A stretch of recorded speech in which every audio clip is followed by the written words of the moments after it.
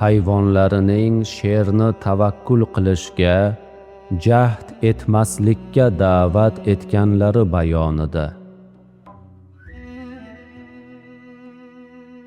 Bir to'da hayvon yashab vodiy aro, sher sabab janjallashardi doimo.